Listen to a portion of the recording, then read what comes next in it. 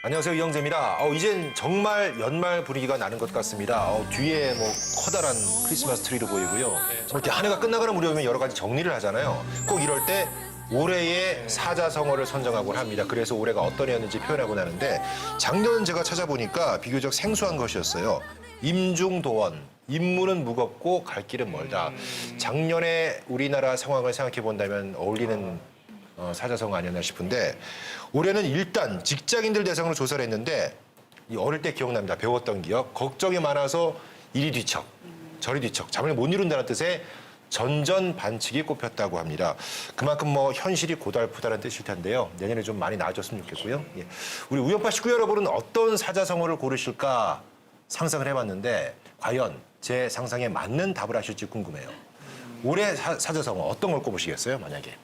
저는 올해 그 제주도 상황을 보면서 그런 생각을 많이 했어요. 예를 들어서 어떤 갈등의 핵심, 어떤 논란의 핵심이 되는 이슈에 대해서 예를 들어서 찬반이 있으면 찬성과 반대가 어떤 자기만의 시각으로 본질에 접근하는 그런 측면이 많이 있는 것 같더라고요. 예. 결국은 모두가 접점을 찾지 못하고 자기만의 꿈을 꾸고 있구나. 동상이몽. 이렇게 정해봤습니다. 어울리네요. 네. 특히 그 연말로 갈수록 거기에 맞는 상황들이 계속 벌어진 것 같습니다. 동상이몽. 우리 혜진 씨는 어떤 사자성어 고르셨을까요? 네, 아마 언론에서도 좀 접하셨을 수 있을 것 같은데 제가 학교에 있다 보니까 교수들이 뽑은 올해 사자성어가 공명지조거든요. 그래서 공명지조라는 게 이게 결국 뭐 내가 죽으면 같이 죽는 건데 그걸 모르고 버티다가 결국 다 같이 죽는다라는 의미로 이제 불교 설화의 공명저라는 새가 나와요. 예. 그래서 머리가 둘 있는 새인데 이제 이 한 새가 다른 머리를 이제 시기 질투를 해가지고 독이 든 사과를 먹여서 결국에는 같이 죽는 너무 좀 끔찍하네요. 이게 결국 운명 공동체인데 그걸 모르고 상대방이 없어져야만 내가 살 수 있다라고 생각하는 지금의 그 작금 사태하고 좀 너무 맞는 것 같아요. 아까 이제 젤님께서 얘기하신 것처럼 저는 정말 제주도 너무 걱정이 되거든요. 지금의 대립이라던가 갈등 반목이 언젠가 정말로 극복이 될 수 있을까 이 상태로 가다가 그래서 지금 그 공명지조라는 얘기가 정말 좀 마음에 와닿는 사자성어라서 저도 좀 픽하는데 주저가 없었던 것 같습니다. 사실 제가 공명지조라고 해서 이걸 준비하고 왜냐면 지금이 그렇잖아요. 제주가 이제 뭐 제2공항이나 여러 가지 현안 문제로 해서 이제 뭐 분열이 돼 있고 그래서 요거를 공명지조로 해석을 하려고 했는데 교수님께서 뭐 잘 설명을 해주셔서 이미 저 패가 보였지 않습니까? 그러면은 뭐 패를 하게 되면 뭐 즉석에서? 밑장 빼기가 안 되잖아요. 그래서 뭐 낙장불입, 인생은 낙장불입. 저번에도 얘기했지만 한 10월 초에 출연 제의가 들어왔는데 가면은 뭐 다 돼 있습니다. 그냥 가서 말씀만 잘해주면 됩니다. 라고 해서 오게 됐는데 실제로는 그게 아니었다라는 거예요. 항상 보면은 이제 시험 보는 기분. 그래서 이제는 말 그대로 빼도 박도 못하는 상태잖아요. 그래서 이게 갔기 때문에 그래서 낙장불입. 세상에서 제일 좋은 의미의 낙장불입이 아닐까 싶습니다. 나연 씨. 저는 각양각색을 각양각색? 꼽아봤어요. 네, 많이들 아시는 보편적인 사자성어긴 한데 이제 모양과 색이 각기 다르다라는 뜻이잖아요. 그래서 뭔가 다양한 의견들이 오가고 뭐 다양한 뭐 불화들도 있고 뭐 화합이 될 때도 있고 그렇지만 각양각색의 모양들을 좀 존중해주면서 좀 자기 색깔을 가진 채로 이제 남도 존중해주는 모습들을 찾아나가면 어떨까라는 생각을 했어요. 예. 네. 미술 전문가다운 사자성어였습니다. 각양각색. 다 들어보니 올 한 해를 적절히 표현한 듯한 느낌이 들었습니다. 자, 이렇게 올해가 끝나가는데 그래서 오늘은 우영팟에 비친 2019년을 돌아보는 그런 시간을 좀 특집으로 가져보도록 하겠습니다. 크게 그 올해의 사건 그리고 인물, 배경 세 분야로 나눠서 정리를 해볼까 하는데요. 먼저 첫 번째로 올해 사건 어떤 게 있었는지 돌아보도록 하겠습니다. 매년 그렇지만 올해 역시 다사다난했습니다. 어떤 사건들이 떠오를지 궁금한데 제일 씨부터 좀 골라보시겠어요? 네, 이제는 뭐 희생자하고 유족분들을 전체적으로 합치면은 이게 8만 명이 넘는다고 하니까 이게 일부만의 문제가 아니고 제주 도민 전체의 문제라고 봐야겠죠. 4.3의 완성을 위한 특별법 개정. 왜 또 우리는 이렇게 좀 실망과 기대를 반복할 수 없는가에 대해서 좀 한번 선정을 해봤습니다. 뭐 다들 아시겠습니다. 이제 2017년에 이제 문재인 대통령께서도 추념식을 찾아서 제주에 봄이 오고 있습니다라고 이렇게 얘기를 하셔가지고 드디어 뭔가 완전한 해법을 위한 길이 이제 딱 열리고 있구나 제가 느꼈는데 이 오영훈 의원이 대표 발의했던 2년 전에 대표 발의했던 이 4.3 특별법 개정안이 지금 계속 지금 그렇습니다. 묶여 있습니다. 그래서 뭐 그동안 처리 촉구도 여러 차례 있었고 여야 모든 정치권이 아예 해주겠다 얘기를 했습니다만은 지금 국회 상황을 보면은 사실 좀 제 입으로 이런 얘기를 하기가 좀 그렇습니다만은 좀 굉장히 좀 회의적이고 좀 약간 절망적이지 않은가 싶습니다.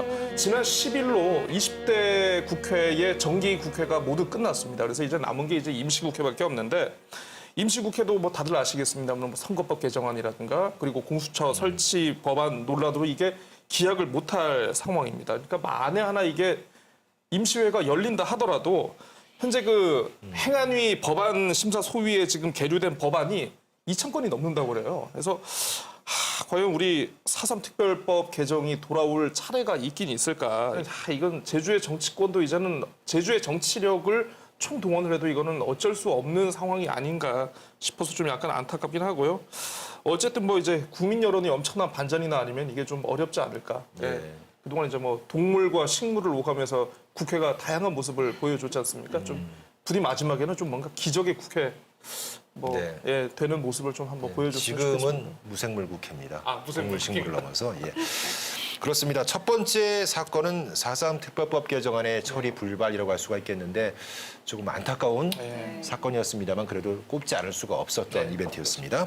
나연 씨는 올해 사건 어떤 게 있을까요? 저도 4.3 특별법 개정안이랑 이게 뭐 내년 5월 29일까지 통과가 안 되면 자동 폐기가 된다고 해서요. 이건 올해가 가기 전에 한번 꼭 짚고 넘어가야겠다 싶어서 골랐고요. 그리고 저는 하나 더 제주어 소멸을 꼽았어요. 예, 제주어 소멸 관련해서 지난 11월에 이제 포럼이 열려서요. 이제 언어 연구하시는 박사분들이 카로텔에 모여서 이제 논의를 하셨는데 거기서 가장 중요하게 논의된 안이 그 국립방언연구원의 설립이더라고요. 그래서 제주어가 정말 중요한 언어고 소멸 위기가 있고 이제 유네스코 소멸어로 지정되기 위해서 방언연구원을 정식으로 설립을 해서 정식으로 이 위기에 대처해 나가야 된다라는 안건이었고 그런 움직임에 좀 부응해서 제주 도민들도 관심을 좀 더 가지고 이제 저희들도 관심을 가지고 예, 좀 제주어를 지켜나가는 노력들 해 나갔으면 좋겠어서요. 네. 예. 그래도 제주도민 하면은 가장 이렇게 하는 게 제2공항이잖아요. 그래서 지금 뭐 제2공항 공론화라고 해서 문제가 되게 많이 있는데 지금 현재 해결 조짐이 아직도 안 보이고 있잖아요. 해야 된다 말아야 된다 해서 참 이게 너무 민감한 상황이라서 말씀을 드리기가 얘기를 꺼내기 너무 힘든 상황이에요. 그래서 저는 다른 걸로 좀 이렇게 보면은 지금 한번 다른 걸 한번 찾아봤는데 이게 한국공항공사에서 지난 16일입니다. 저기 제주공항 이제 이용자 수가 그 처음으로 사상 처음입니다. 5만 명을 돌파했다고 하거든요. 이거는 지금 엄청난 거거든요. 전국의 14개 그 공항 중에 이 3천만 명을 통과한 공항이 지금까지 하나도 없거든요. 그리고 이거는 그 2015년에 그 이미 한계치 2,580만 명이 한계치를 넘었다고 합니다. 그래서 이제 공항에 대한 이제 편의 시설을 해결을 해야 되는데 이 제2공항이 이제 확정이 되지 않은 상태에서 터미널을 또 지을 수가 없는 부분이고 뭐 여러 가지 인프라를 갖춰야 되는데 아직 이래도 저래도 못하는 상황이라고 지금 하고 있거든요. 그래서 제2공항을 어떻게 확실히 해야 된다, 말해야 된다라는 거를 좀 내년에는 좀 뚜렷하게 나타내서 그런 성과가 있었으면 좋겠다라고 말씀드릴 수 있네요. 잠깐 좀 부연 설명드리자면 제2공항과 관련해가지고 이 논란에 대해서 저는 이제 또 고민을 해야 될 부분이 뭐냐면 아까 말씀하신 대로 제주국제공항이 그 이용객이 3천만 명이 넘었다는 자료는 분명히 나와 있습니다. 근데 그러니까 어떤 공항 이용객의 증가가 제2공항의 그 타당성을 반드시 이걸 뒷받침할 수는 없다고 봐요. 저는 개인적으로. 왜냐하면 기본적으로 ADPI 보고서에서 일단 제주공항 확장을 통해 가지고 4천만 명까지 수용이 가능하다는 자료가 있고요. 그리고 공항의 지금 증가는 어떻게 보면은 그러니까 굉장히 붐비고 그러는 거는 어떤 터미널 시설의 어떤 구조라든가 이 확장에 대한 문제이지 공항 자체가 지금 이 정도도 우리가 수용을 못한다. 그런 문제하고는 좀 다른 측면에서 봐야 된다는 그런 입장입니다. 그건. 예. 뭐 여러 가지 논란이 있겠죠. 장혜진 씨는 어떤 게 올해 사건이었을까요? 네, 저는 이거 도대체 오래 한다는 건지 만다는 건지 이거 아직도 알 수 없는 오리무중 속에 빠져 있는 환경보전 기여금. 환경보전 기여금. 네, 그 얘기를 좀 꺼내보고 싶더라고요. 사실 이게 올해 7월에 도에서는 환경보전 기여금 제도 도입하겠다라고 했습니다. 그 배경에는 일단 관광객들이 작년에 제주도를 방문한 관광객이 1,430만 명을 넘었더라고요. 예. 그러니까 관광객이 이제 계속 늘어나면서 잘 아시다시피 저희가 뭐 생활 폐기물이라던가 뭐 환경오염 문제가 아주 심하고 그다음에 또 뭐 교통 혼잡이라던가 대기 오염 이런 부분들이 좀 걱정스러운 상황이라는 거는 저희가 잘 알고 있잖아요. 그래서 이제 도에서 말씀드렸듯이 작년 7월에 이제 입장을 낼 때는 관광객 이제 투숙하는 분들 하루에 1,500원 1인당 예. 그리고 렌트카는 이제 1일 5,000원으로 5,000원. 해서 한번 법률도 바꾸고 추진을 해보겠다라고 한 시점이 7월이에요. 그리고 9월에 이제 그 TF팀을 제주도의 환경보전기여금을 도입을 위한 TF팀을 꾸렸는데 작년 11월 이후로 회의가 진행이 안 되고 그리고 도민설명회가 12월에 예정이 돼 있었는데 무기한 연기가 됐습니다. 그래서 근데 문제가 만약에 실제로 이게 도입이 되면 관광객이 줄고 경기가 나빠질 거고 그다음에 왜 우리 제2공항까지 한다고 해서 관광객 많이 모으려고 한 취지하고도 안 맞고 심지어 모 국회의원은 헌법상의 거주의원 이전의 자유도 침해되고 뭐 평등권도 침해된다 이런 주장까지 하셨더라고요.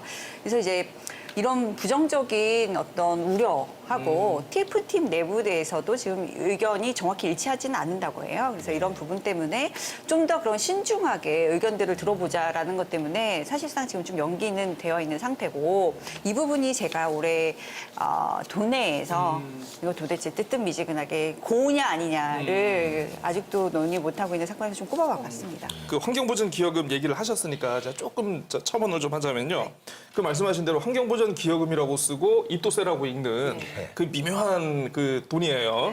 근데 사실 이것과 관련해 가지고 이미 도민사회는 굉장히 그 어떤 도입의 정당성에 대해서 인정을 하고 도입을 하는 게 맞다라는 어떤 의견이 굉장히 압도적이었습니다. 그러니까 2016년 제주연구원의 그 전문가 인식조사에서는 93%가 찬성을 그러니까요. 했습니다. 그래서 사실 이거 보면은 정책이라는 것도 사실 어떤 흐름이 있고 추진 동력이 있을 때 빨리빨리 받아가지고 추진해야 되는데 도가 이렇게 먼저 군부를 떼어놓고 뜨뜻미슷하게 안 내면 뭔가 이게 나중에 추진 동력이 상실될 우려가 있거든요. 그래서 좀 빨리 해줬으면 좋겠고, 근데 제주도 자체가 크게 지금 의지가 있는 상황인 것 같지는 않습니다. 근데 참 좀 아쉽게 그러니까요. 아쉽게 빚어지는데요. 사실 예전에는 그랬던 것 같아요. 이거 받아도 되나 하면서 약간 그런 인식이 있었던 반면에 최근에는 정말 환경이 무서울 정도로 악화돼서 도민들 사이에서 다른 것 떠나서 일단 제주를 지키기 위해서라도 이건 무조건 도입해야 한다. 이런 의견들이 많아졌기 때문에 압도적인 찬성이 있었던 것 같은데 진짜 물 들어올 때 노조라고 하잖아요. 내년에 좀 제대로 살렸으면 좋겠습니다. 네, 그래서 저 그 부분과 관련해서 꼭 하나 당부하고 싶은 게 입도세라는 표현을 좀 안 썼으면 좋겠어요. 거부감이 생기는 가장 그러네요. 큰 게 어감이 얼마나 중요한데. 네, 입도세라는 말을 하기 때문에 그러면 들어가는 사람한테 돈 받겠다는 거야? 이런 인식을 주는 그 표현은 언론에서 이제 영원히 사라졌으면 좋겠고요. 또 하나는 다른 세금하고 달라서 이 환경보전 기여금은 부담금이거든요. 그러니까 부담금은 뭐냐? 온리 그 목적, 오로지 그 목적에만 쓰이는 거거든요. 그래서 그 돈이 들어오면 다른 데 절대 쓸 수가 없고 지금 환경보전 부담금이기 때문에 환경을 보전하기 위한 용도로 그래서 그 용도 외에는 쓸 수가 없어요. 그래서 그런 걱정을 혹여나 하실까 봐. 그거에 따라서도 설명을 잘해주면 좋겠어요. 이제 관광객이 이제 비행기 타고 오고 배 타고 오지만은 거기에는 쓰레기도 가져올 것이고 그리고 본인이 먹은 것에 대해서 이제 오폐수 처리가 있잖아요. 뭐 화장실도 가야 되고 샤워도 해야 되고 지금 하수종말 처리장이 넘쳐나고 있잖아요. 제주도에서는 이미 포화 상태에 지금 넘어져서 지금 이걸 확장을 해야 되는데 확장을 하면 마을 주민들이 또 반대를 하고 있고 이런 거를 설명을 잘 하게 되면은 아마 여기 오는 관광객도 그래 제주도는 섬이기 때문에 그리고 쓰레기도 섬인데 이걸 어떻게 하지? 뭐 태워서 하나? 어떻게 묻지? 해서 이런 것도 잘 설명을 하면은 그렇죠. 잘 내지 않을까. 저도 생각보다 타집분들에겐 되게 민감한 사안이기 때문에 말씀하신 대로 정말 정확한 설명이 필요할 것 같습니다. 자, 이렇게 해서 다들 골라주셨는데요. 정리해보자면 고지열 씨가 4.3 특별법 개정안 문제, 그리고 나연 씨 역시 같은 걸 골랐지만 제주어 고르셨고요. 강경문 씨, 이공항, 장혜진 씨가 환경보전 기억입니다. 일단 그 사건들을 쭉 돌아보니까 정리는 잘 되는데 문제가 대부분이 내년으로 넘어갈 사건들이라서 개운하지가 않은 것 같습니다. 모쪼록 내년에 기쁜 소식이 들리길 바라고요. 자, 말씀하신 사건 중에 올해의 사건 골라보겠습니다. 본인이 고르신 사건 말고 다른 분께서 픽하신 사건을 그중에 이게 올해 사건이다, 가치가 있다 생각하는 걸 적어주시면 다 쓰신 후에 가장 많은 표를 얻은 건을 올해 사건으로 꼽겠습니다. 저도 참여하겠습니다.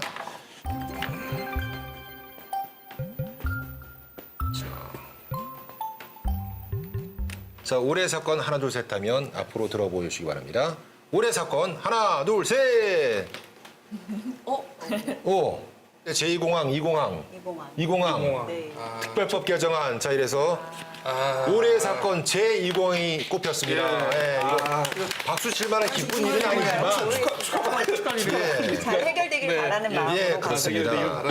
얼마나 심각한 문제인지 알 수 있었던 그런 투표였습니다.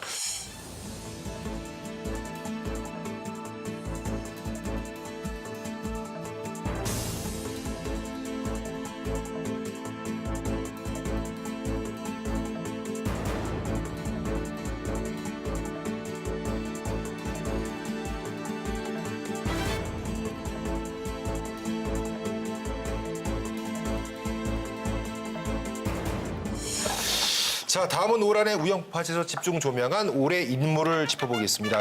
일단 감동과 기쁨의 얼굴도 떠오르는데 진짜 기억하기도 싫은 그런 인물도 떠오르는 게 올해 인물들이었습니다. 자, 이번엔 누가 먼저 좀 해보실래요? 경문 씨가 먼저 좀 그럴까요? 불러보시겠어요? 이 기회에 이제 알려지지 않는 훌륭한 여성을 찾아봤습니다. 그거는 이제 항일 운동가이자 우리에게 잘 알려지지 않은 여성인데 이 진정한 열부라면 충신을 한 반역자이다. 어렵네요. 어렵다 뜻일까요? 뭐 단어법이 있는 것 같은데요? 이게 뭐냐면 일제 시대에서는 이게 일본한테 우리 충성해라 그런 식으로 교육을 시키지 않습니까? 그래서 충성을 한 자는 이제 거꾸로 충실한 자는 반역자이다라고 해서 이게 말이 모순이 있는 일본의 겁니다. 입장에서 이게 비석에 써 있는 겁니다. 이 분은 1880년도에 조천 출신입니다. 일제 감정기 시대 독립운동가이면서 여성운동가인 김시숙 선생님의 비석에 새겨진 문구입니다. 이렇게 김시숙 선생님을 비롯한 많은 여성 독립운동가들이 뭐 3.1운동, 학생운동 그리고 해녀 항일 운동 등 많은 운동을 했잖아요.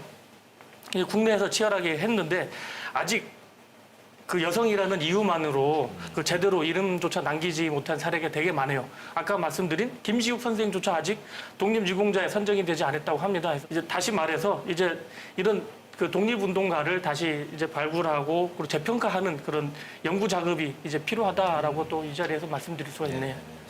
자, 강경무 씨는 항일 독립운동가들을 꼽으셨습니다. 장희진 씨는 누굴 꼽으시겠어요? 참. 혹시 언급된 저도 밝은 인물로 그리고 참 어떻게 보면 긍정적인 인물로 선정을 하고 싶었는데 말씀을 안 할 수가 없어요. 네, 올해의 인물로 얘기를 안 할래 안 할 수가 없어서 예. 제가 좀 몇 가지 변호사로서 언급하고 예. 싶은 얘기도 있어서 골라봤습니다. 그 이름은 일단 고유정이고요. 예. 제가 지금 변호사로서 좀 주목을 한 부분은 어떤 부분이냐면 고유정의 사선 변호인이 지금 계속 얘기하는 부분은 고유정은 일단 남편을 죽인 부분에 대해서는 인정을 하죠. 인정을 하고 있어서 결국 형이 이제 남아있는 부분이라 예. 주장할 수 있는 부분은 사실 그거밖에 없어요. 우발적인 얼마나 것이다. 감형을 네, 받을 건지. 우발적인 것이다. 고의한 살인이냐, 그러니까 계획살인이냐, 우발적인 거냐 그 부분에 있어서 당연히 감형받으려면 우발살인을 주장을 해야 그럼요. 돼요. 그러면은 우발살인이면 정말 우발살인이냐? 근데 사건 정황상 우발살인이라면 첫 번째 살인 경위와 관련된 부분도 있고 사체가 훼손된 방법도 있는데 그 방법이 일단 당황한 사람이 어떻게 우발적으로 하기에는 너무 극악무도한 방법이라는 거 네. 하나 하고요. 그리고 나서 그 일이 벌어진 다음에는 당황을 하고 어떻게 해야 될지를 모르는 게 정상인데 치밀하게 정리하고 흔적도 남기지 않고 예. 이런 방법을 취했단 말이에요. 고유정 주장대로 그게 정말 우발 살인이라면 가정적으로 그러면 왜 살인 이후에 그렇게 극악무도한 방법으로 사체를 훼손을 했는가 하는 부분에 대해서는 해명이 안 되는 거거든요. 뭐 답을 한 건 없습니까? 아니, 그런 방향에 대해서는 구체적인 얘기 갖고 계속 불리한 변론- 거는 얘기를 안 하고. 변론의 방향을 어떻게 잡고 있는 것인지 너무 경위 부분에만 변호사로서 포커스를 맞추고 있는 게 아닌가.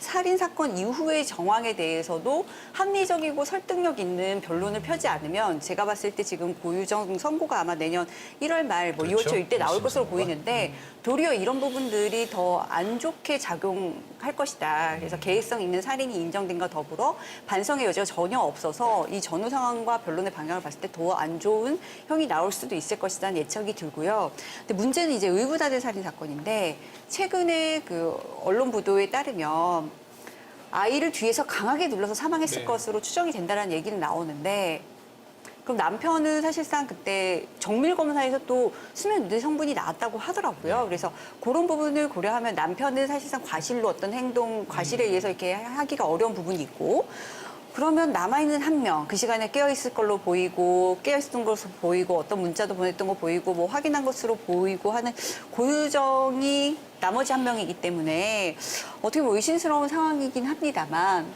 그 직후에 현장 보존이 너무 안 돼서 그렇죠. 예. 그 부분은 이제 청주 경찰을 비판하고 싶은 부분이에요. 어떻게 확인할 방법이 없어져 버렸다. 그래서 법원에서도 굉장히 의심스럽긴 한데 단순히 의심만으로 어떤 사망, 그러니까 살인에 대한 유죄 판결을 내리기가 굉장히 부담스러울 수도 있을 것 같아서 이 부분은 좀 지켜봐야 되겠다라는 생각이 좀 듭니다.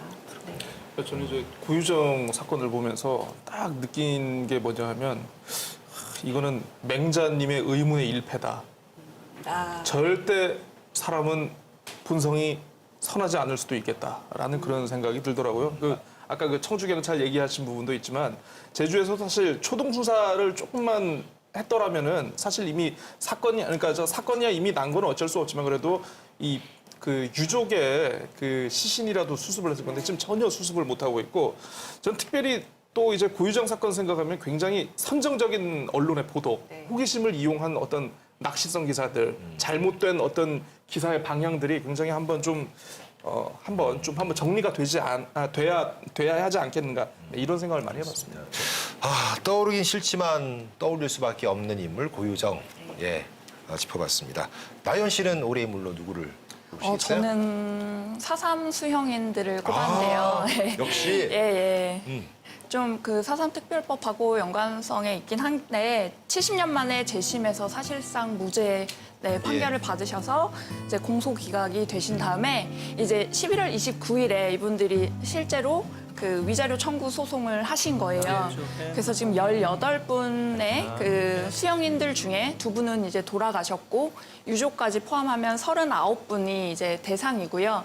이 액수가 총 위자료랑 뭐 일실 뭐라 그러죠? 표현이 일실 수입이라고 하더라고요. 그게 뭔가요? 어려워요. 네. 원래 받을 네. 수 있었던 거를 못 받는. 그죠. 네. 그래서 법률용어도 좀 순화가 좀 필요합니다. 장애진의 법률용어. 이런 걸 코너 하나 만들어도 너무 좋을 것 같아요. 포함해서 103억 원 정도 되는 비용을 이제 청구를 하셨고요. 근데 이 비용은 이제 수용인들이 그 수용 기간 동안에 대한 비용이고 이제 출소하신 후에 그 어쨌든 전과자 딱지를 붙이고 제주로 돌아와서 살아가셔야 했었는데 그 삶에 대한 보상은 또 아닌 거예요. 그래서 좀 특별법 제정이 돼야 그 개정안이 통과가 돼야 이런 이분들의 지나간 삶에 대한 보상까지도 이루어지는 게 아닐까라는 맥락에서 지금 뭐 위자료뿐만 아니라 이제 특별법 개정안까지 이제 촉구하고 있는 상황이라고 하더라고요. 네. 사건을 보면은요, 그 사건에는 중심되는 인물이 항상 있게 마련이더라고요. 예. 저는 이제 그 올해 그 홍콩 민주화 시위 하면은 저 조슈아 웡이라든가 예. 그 마스크를 쓰고 이제 안전모를 쓴 홍콩의 시민이 떠오르고 강정 해군기지 갈등하면은 떠오르는 인물은 딱 있지 않습니까? 강동균 전 강정마을 회장인데요. 아까 이제 그 우리 사건에서도 이제 경무님이 이제 제2공항 얘기를 했는데 저는 제2공항이라는 사건을 생각하면은 딱 이분이 떠오릅니다. 바로 그 김경배 씨라고요. 난산리 주민입니다. 우리가 흔히 아는 장삼 이사의 한 분이시죠. 올해 52살이시고 그 전직 중장비 기술자셨습니다. 저희 우영팟에서 그렇죠. 직접 만난 적이 있거든요. 새해 첫 단식 중에 우영팟이 캠프를 간다 해서 만났는데 이분이 또 이제 11일부터 또 그 환경부 앞에서 지금 3번째 단식에 지금 돌입하고 계십니다. 그래서 그 전략 환경 영향 평가와 관련해 가지고 지금 환경부와 국토부가 지금 조율 중인데 환경부가 이 국토부의 그 안을 부동의할 것을 요구하면서 지금 이렇게 계속 있더라고요. 그래서 이분은 제2공항 발표 직후부터 계속 도청 앞에서 1인 시위하고 아까도 말씀드렸습니다만 이제 3번의 단식 투쟁을 하고 그 지금 도청 앞에 있는 그 유명한 풍경이 있지 않습니까? 그 천막촌. 이 천막촌의 시작이기도 한 그런 상징적인 인물이거든요. 그래서 참 이번에 새로 단식을 한다는 얘기를 듣고 왜 제주 사회는 1년이 지났지만 우리가 그 1년 동안 한 발짝도 나아가지 못하고 왜 우리는 매번 같은 곳에서 넘어져야 하는가. 어떻게 보면 제주 사회의 어떤 갈등 해결에 낙제성을 그대로 보여주는 상징적인 인물이 아닌가 싶어가지고 이제 그분을 한번 골라봤습니다. 그렇습니다. 예. 올해 쭉 꼽아봤더니 반가운 소식을 가져온 그런 인물도 있었고요. 우리 4.3 수영인 같은 경우. 그러나 또 고유정, 참 기억하기도 싫은 그런 사건의 중심에 있었던 인물도 있었습니다. 새해에는 좀 훈훈한 뉴스로 주목받는 인물들만 등장해서 내년 이맘때면 누가 더 훈훈한 소식이더라 하고 좀 경쟁할 수 있었으면 좋겠어요. 예. 자, 이번에는 올해 인물 또 뽑아봐야죠. 본인이 고르신 인물 말고 다른 분들이 픽하신 인물 중에 올해 인물, 이분이 자격이 있다. 써보겠습니다. 저희가 이게 홀수라서 무조건 결론이 날 거예요, 그죠? 몰라, 근데 또 둘 하나 이러면 또. 네? 자, 다 찢었습니까? 자, 우영팟이 픽한 올해 인물 하나, 둘, 셋. 와, 박빙이었어. 3대2로 4.3 생존 수영인의 올해 인물로 꼽혔습니다. 예. 이거는 박수 쳐도 되잖아요. 그죠? 저기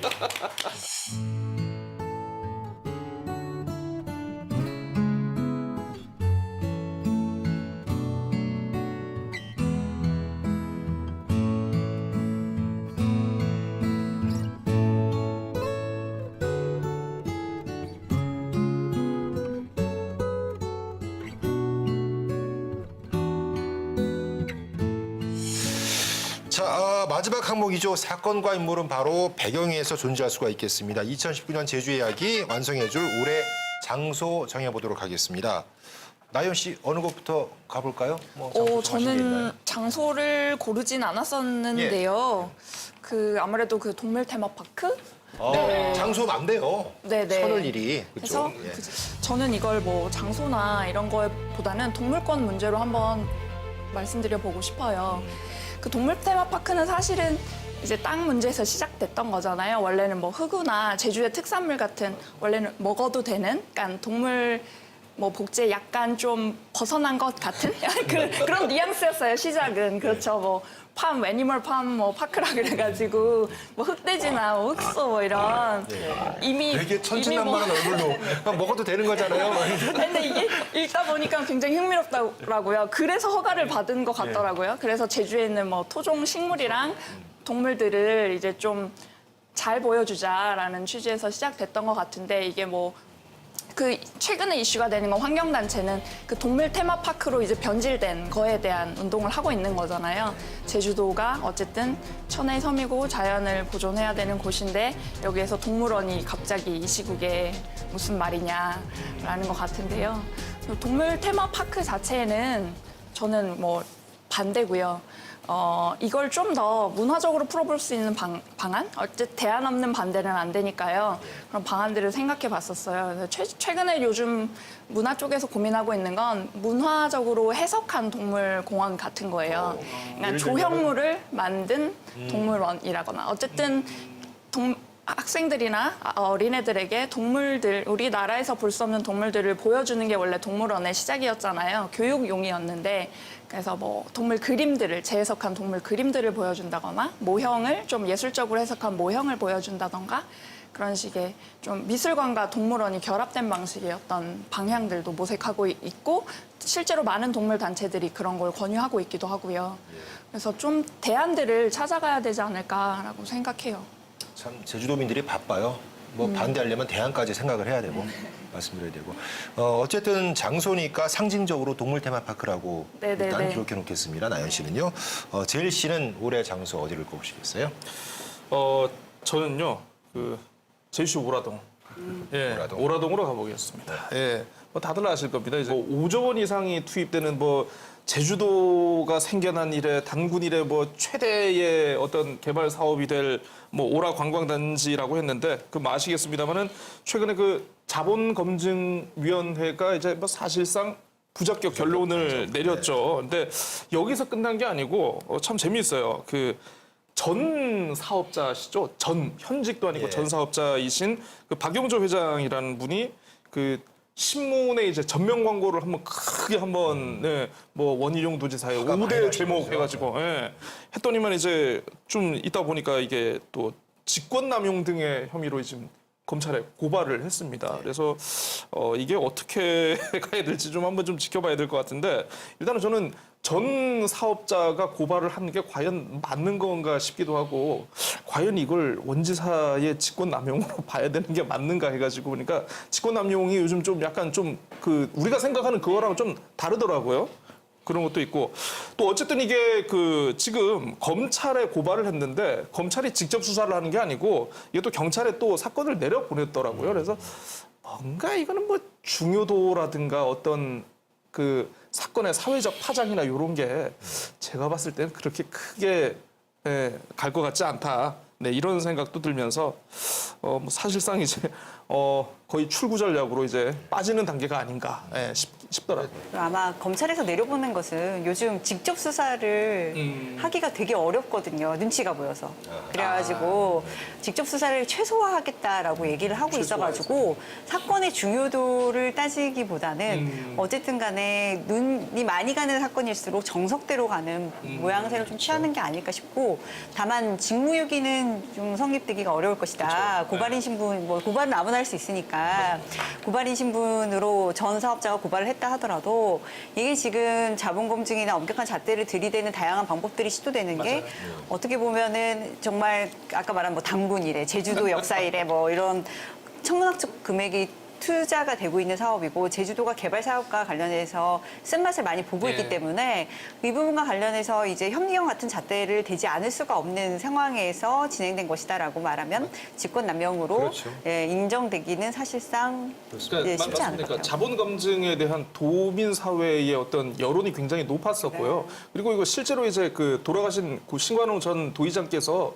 직접 제주도에 제안을 한 거예요. 자본검증위원회를 설치해가지고 그러면 자본검증을 하자 해가지고 그걸 제주도가 받아들인 상황에서 이렇게 했기 때문에 말씀하신 대로 좀 직권남용 부분은 좀 약간 무리가 아닐까. 법능에도 없는 검증이라고 항의할 수는 있어도 오히려 그 적극적 행정을 펼친 거 아니에요? 그러니까 직무유기는 좀 어렵지 않을까 싶기도 합니다. 경문 씨, 예. 올해 장소. 저는 노영동에 살고 있거든요. 대정이 아니고 대전에 사시는 것처럼 항상 착각이 되죠. 대정이라고 남들이 많이 생각을 하고 계신데 예. 대정이 아니고 노영동에 살고 있고 그리고 노영동 하면은 또 드림타워지 않습니까?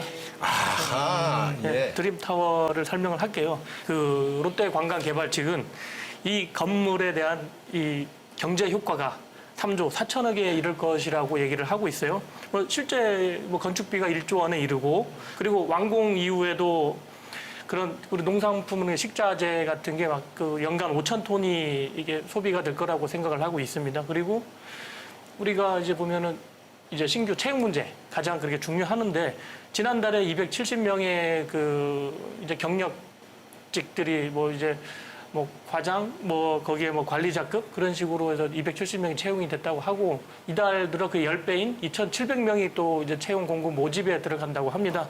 이렇게 봤을 때 뭐 신규 일자리 창출과 그리고 제주 경제 그리고 관광 산업에 이바지하는 건 맞다고 저는 보거든요.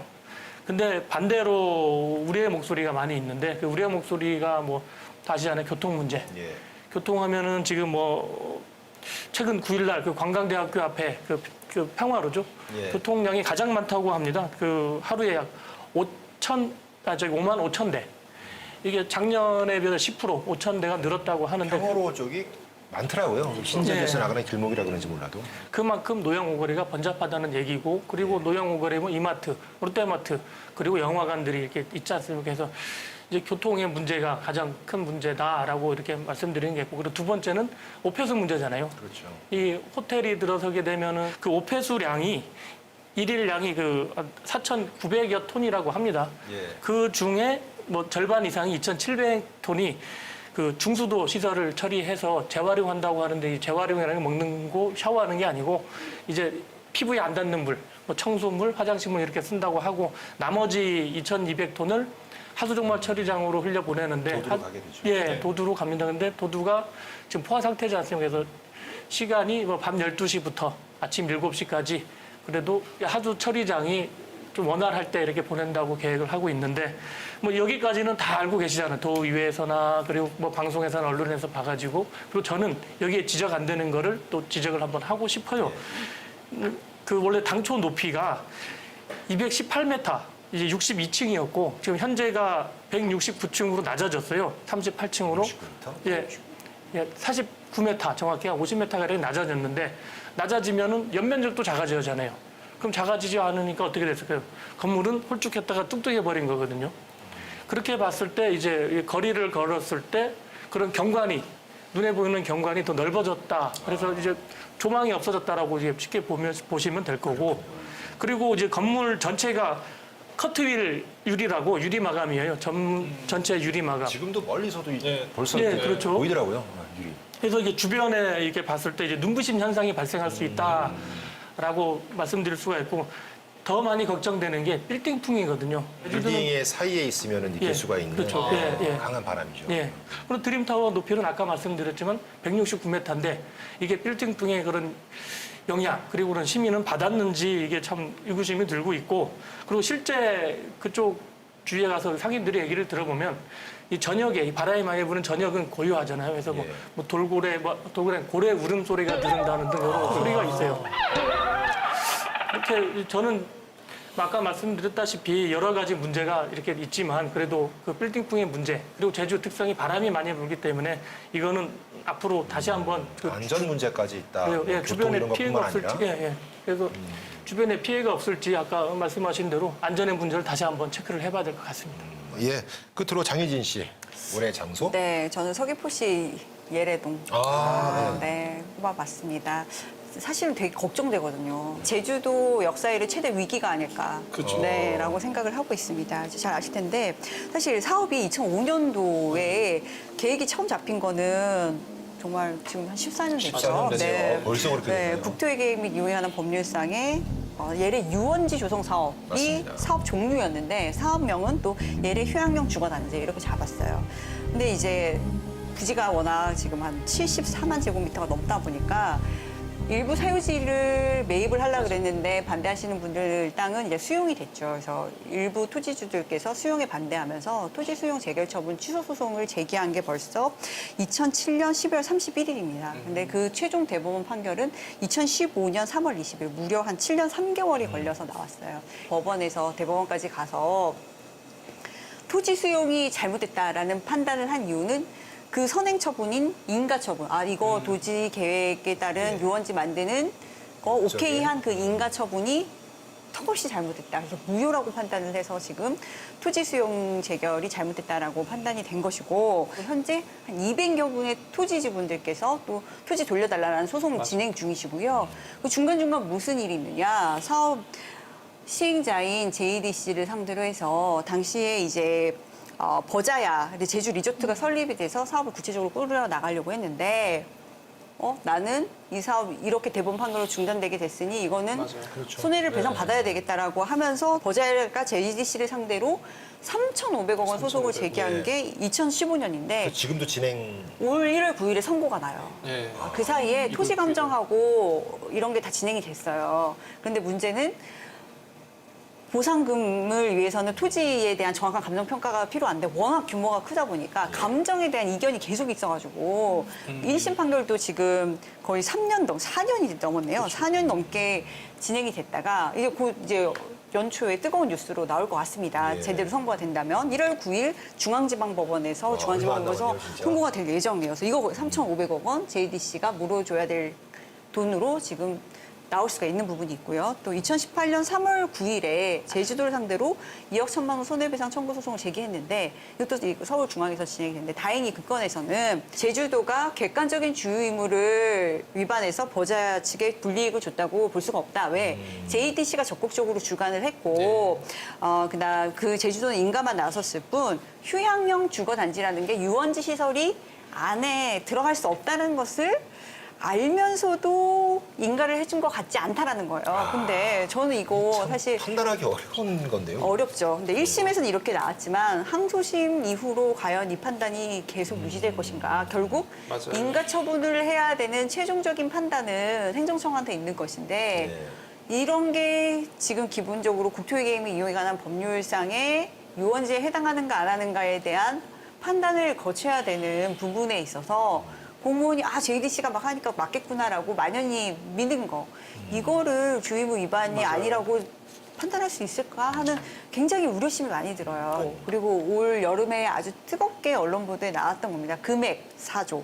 4조 원대죠. 보자가 이제 한국에서 불공정 대우를 해가지고 손해를 봤다라고 하면서 국제중재 의향서를 제출을 한 거예요. 예. 그래서 지금 정식으로 국제중재에 가지는 않은 걸로 나오는데 이거는 만약에 국제중재로 갔을 때 과연 히스토리가 사실 사업자 측에서는 안 되는 걸 해달라고 생떼를 써도 이거는 되지 않는다라고 판단해야 될 주체가 판단을 그르친 것 때문에 여기까지 온 것이기 때문에 이 모든 3,500억 원, 4조 원, 2억 천 다 어느 거 하나 그게 괜찮을 거야 라고 방심할 수가 없는 그러니까요. 상황이라서 금액적인 부분이 결국 저희가 패소하면 이건 또 누가 다 책임을 져야 되느냐 결국 되나요? 우리죠.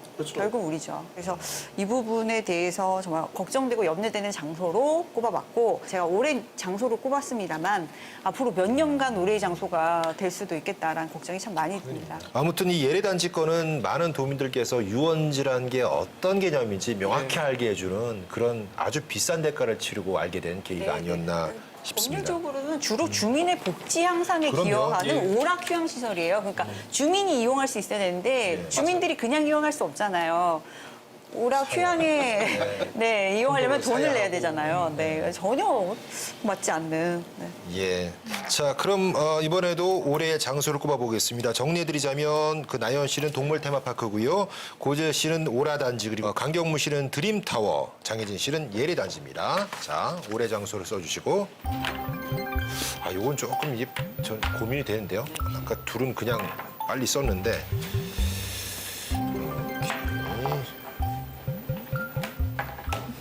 자, 올해 장소 선정해 보겠습니다. 하나, 둘, 셋! 짜잔! 동물, 예래, 오라. 아니, 오! 동률인가요? 2대인데요? 제가 바꾸면 되는 그러면 이렇게 하겠습니다. 끝으로 나연 씨의 선택에 의해서 저는 그러면 오라냐, 동물이냐? 이게 동물 테마파크가 제가 선정한 거라 애초 안 돼요 기준에. 그래서 오라를 하겠습니다. 알겠습니다. 오라단지. 자, 일단 다 선정이 됐습니다. 이쪽으로 오라.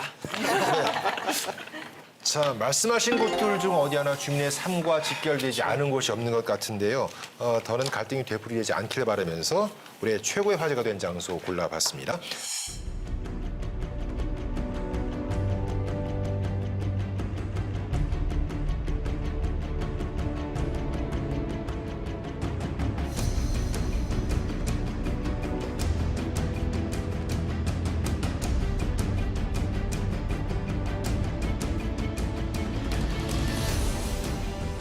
자, 이렇게 해서 2019년 올 한해 화제가 됐던 올해의 사건과 인물, 장소 모두 선정을 해봤는데 개인마다 의견이 다 다르잖아요. 지금 보고 계신 분들도 나는 다른 거라고 생각해 할 수도 있습니다만 어찌됐든 올 한해 중요했던 뉴스들은 이런 것이 있었다는 걸 정리해드리는 그런 시간이 됐던 것 같습니다. 끝으로 2020년에 제주에 건네고 싶은 이야기를 5글자에 담아서 5자 토크로 준비해달라고 말씀드렸는데 고민 많이 하셨나요? 아, 고민 정말 많이 네, 했습니다. 이거는 아까처럼 뭐 겹치지 않겠죠? 네. 자, 내년 전망해 보겠습니다. 혜진 씨의 5자부터 들어보겠습니다. 네, 개인적 욕심을 좀 담았습니다. 예. 5자 토크인데 그 고민에 고민을 해가지고 예. 5자씩 4개로 이제 제가 조합을 해봤는데 아, 무려 4개로? 네, 5자씩 4개로. 자, 갈등은 그만, 벌써부터. 양보로 화합, 평화섬 제주, 맹글게 마심. 이야, 야, 이거 박수 안 칠 수가 없어요. 예. 자, 강경문 씨 좀 부담되시겠습니다. 아까 장혜진님께서 정말 좋은 말씀을 하셨잖아요. 예. 그래서 저는 5글자로 당연한 소리. 그리고 이제 제가 이제 끝내고 싶은 말은 예. 이 말을 합쳐서 무조건 화합 이야. 이렇게 하고 싶습니다. 확실한 남자다운 5글자였습니다. 자, 나이열 씨의 5자 토크 뭘까요? 다들 이거 되게 잘하시네요. 전 5자 토크가 뭔지 몰라서 찾아봤어요. 5자면 되는 거더라고요. 그래서 되게 안일하게 내년이니까 해피 뉴 이어를 준비해왔는데 되게 5자구나 이러면서 네. 아메리카 스타일. 끝. 다음엔 네, 준비 잘해오겠습니다. 아, 진짜 끝? 제가 안일했습니다. 해피 뉴 이어? 네, 간단하고 좋네요. 2020년 간단하고. 제주에 건네고 싶은 5자 해피 뉴 맞네요. 이어. 네. 모든 것을 함축한 어떻게 보면 제일 함축된 표현이었어요. 부연 설명을 많이 요구하세요. 아, 미안합니다. 네, 행복한 제주가 됐으면 좋겠습니다. 예, 네. 그렇게 마무리하시고요. 예. 재열 씨의 5자 토크 마지막으로 들어보겠습니다. 모 정치인이 그 제주의 각종 갈등과 이런 이슈에 대해서 이주민들은 더 이상 제주에서 반대 목소리만 하지 말고 그럴 거면 제주를 떠나라 이렇게 얘기를 하신 분이 있어요. 뭐 아마 누군지 다들 아실 겁니다. 근데 왜 그분에게는 어떤 분의 생존권과 어떤 분의 의견이 이렇게 무시당할 수밖에 없는가? 왜 자기들만의 제주, 특정인들만의 제주, 어떤 과연 제주는 누구의 것인가 고민을 하지 않을 수가 없더라고요. 그래서 좀 다 같이 잘 사는 좀 제주를 좀 꿈꿔보면서 나 혼자 산다 말고 예, 다 같이 산다. 이렇게 정해봤습니다. 알겠습니다. 예. 큰 박수 칠 만한 자격이 있는 5자 토크였습니다. 자, 잘 들었고요. 일단 그 올 한 해 정말 고생 많으셨다는 말씀드립니다. 시즌2가 출범했는데 여러분 덕분에 성공적으로 저희가 닻을 올렸고 많은 분들의 사랑을 더 받을 수 있었던 것 같습니다. 여러분께도 그 내년에는 저희 우영파 더 알찬 송키를 캐겠다는 약속을 드리면서 오늘 마치도록 하겠습니다. 2020년에도 불금엔 우영! 메리 크리스마스.